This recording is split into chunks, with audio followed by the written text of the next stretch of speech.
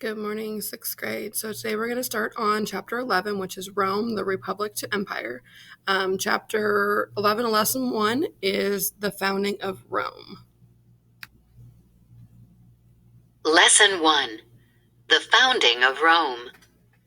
It matters because Rome's location, especially its nearby farmlands and easy access to the Mediterranean Sea, enabled it to grow and influence the world. The beginning of Rome. Guiding question. What effect did geography have on the rise of Roman civilization? Greek culture did not die when Greece's power declined. Parts of it were adapted and used by the Romans.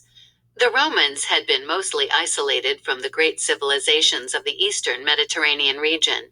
Over time, however, they learned from these civilizations and used their new knowledge to build a vast and powerful empire. Roman rule extended throughout much of present-day Europe, Africa, and Asia.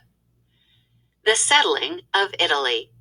Italy's location has attracted people for thousands of years. Italy is centrally located in the Mediterranean region. People can easily travel to it from Africa, Asia, and Europe. In addition, people and goods moved with little difficulty through passes in Italy's rugged mountains. These mountain passes also linked settlements together. There is another key reason why Italy has attracted settlers. Italy has a sunny, mild climate and fertile farmland. Its mountain slopes level off to large, flat plains that are ideal for growing crops. With the ability to grow plenty of food, Italy could support a large population. Rome's location. The Romans made their home on the Italian peninsula. This long, thin peninsula juts out from Central Europe into the Mediterranean Sea.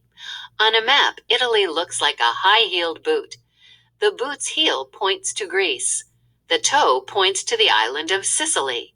The Alps are like shoelaces that are strung across the top of the boot. These rugged mountains separate Italy from northern Europe. Another mountain range in Italy is the Apennines. These mountains extend from north to south. Volcanoes dot southern Italy's landscape. Italy has long been affected by volcanic eruptions and earthquakes. Physical features influenced Rome's development.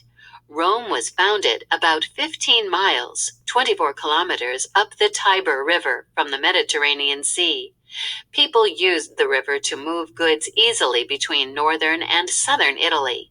Merchants could also ship their goods out to the Mediterranean Sea using the river. In addition, Rome was far enough up the Tiber River to escape raids by sea-going pirates.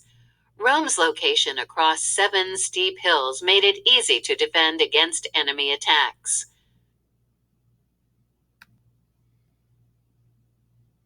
Roman origins. Several different legends describe how Rome began. One legend about the founding of Rome is contained in the Aeneid, written by the Roman poet Virgil. He described what took place after the Greeks captured the city of Troy.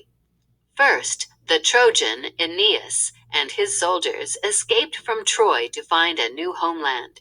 The Trojans settled in Italy and waged war. Then Aeneas married a local king's daughter. Their marriage united the Trojans with a group of Latin-speaking people who lived in this region. Because of this, Aeneas is known as the father of the Romans. Another legend describes the founding of Rome much differently.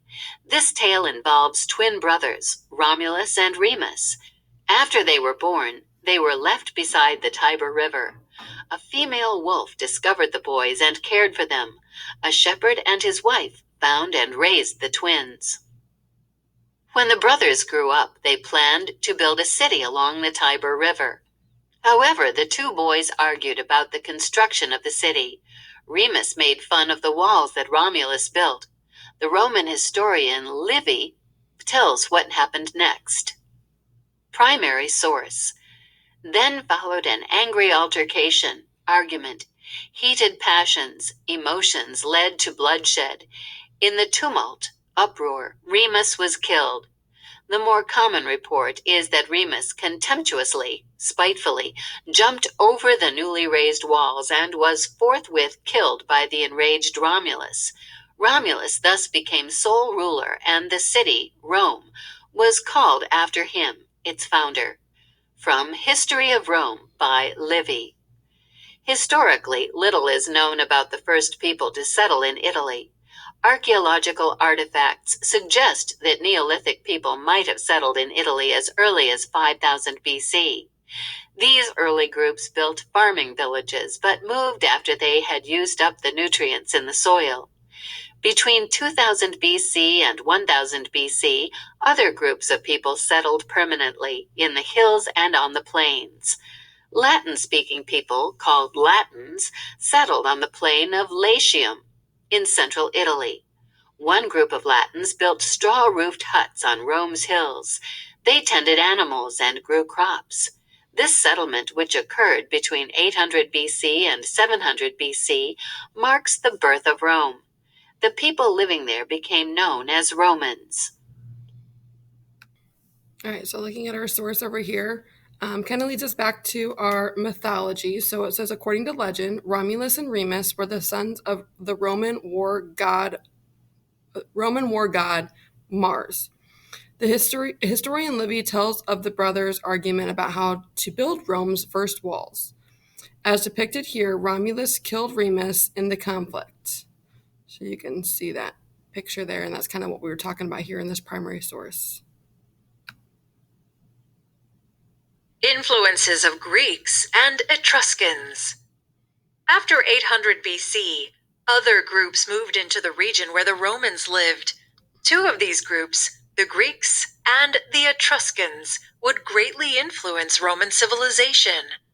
From about 750 BC to 500 BC, Greeks settled in farming villages in southern Italy. The Greeks introduced grape and olive farming to the region. The Greeks also passed on the Greek alphabet to the Romans.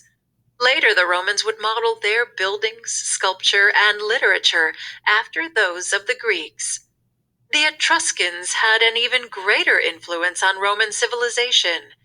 The Etruscans settled north of Rome in Etruria.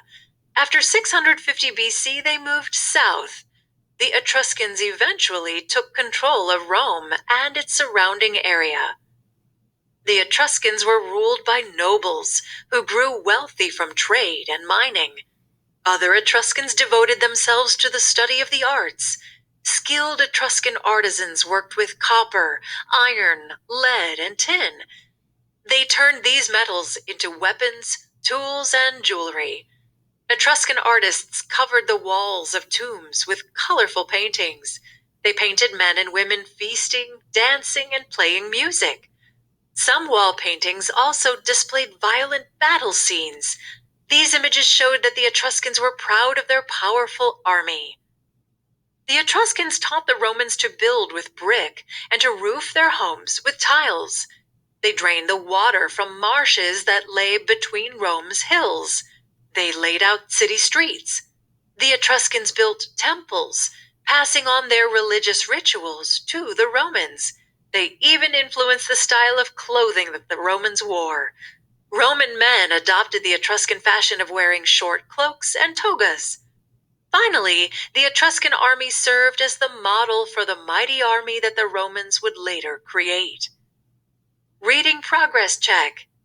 Explaining. How did the Etruscans influence early Rome? Becoming a republic.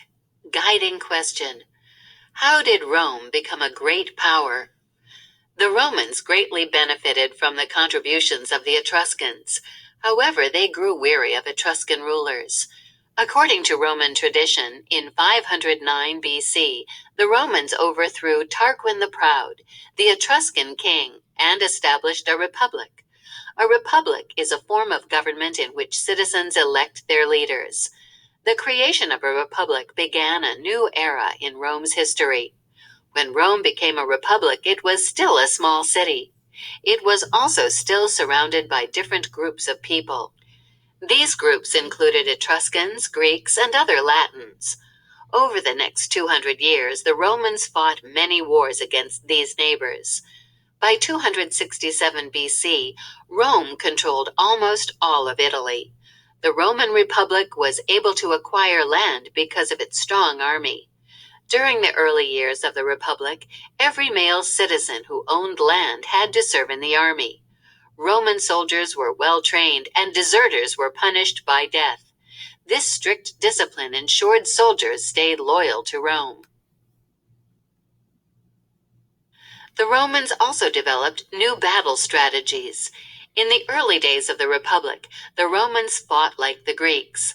Rows of soldiers moved in a single large group. They attacked from only one direction. Roman generals realized that this way of fighting was slow and hard to control. They reorganized their soldiers into smaller groups called legions. Each legion had about 6,000 men. A legion was further divided into groups of 60 to 120 soldiers. These smaller groups could move quickly around the battlefield to wherever they were most needed. Roman soldiers were also well armed. Most soldiers carried a short, double-edged iron sword called a gladius and an iron spear called a pilum. Each of the small groups in a legion carried its own standard into battle. The standard was a tall pole topped with a symbol, such as an eagle. Because the standard could be seen above the action, it showed soldiers where they were supposed to be on the battlefield. Who ruled Rome? In addition to having a strong army, the Romans ruled effectively. After they conquered a region, they built permanent military outposts to protect it. These settlements were built at strategic locations, such as on a high hill or at a river crossing. They also built roads between settlements. As a result, troops and supplies could move quickly within the conquered lands. The Romans stressed the need to treat conquered people fairly. If conquered people were treated well, the Romans believed, the people would become loyal subjects. To encourage fair treatment, the Romans created the Roman Confederation. This system gave some conquered peoples, especially other Latins, full Roman citizenship. They could vote and serve in the government of Rome. They were treated the same as other citizens under the law. Other conquered peoples became allies or friends of Rome. As allies, they paid Roman taxes. In addition, they were required to supply soldiers to fight for Rome. Allies, however, were free to manage their own local affairs. With these policies, the Romans hoped to maintain the peace in their conquered lands. If conquered peoples turned against Rome, its rulers were ready to crush any revolts. Rome's generosity paid off. The Republic grew stronger and more unified. Progress check. Analyzing. Why were the Romans able to expand their control of Italy?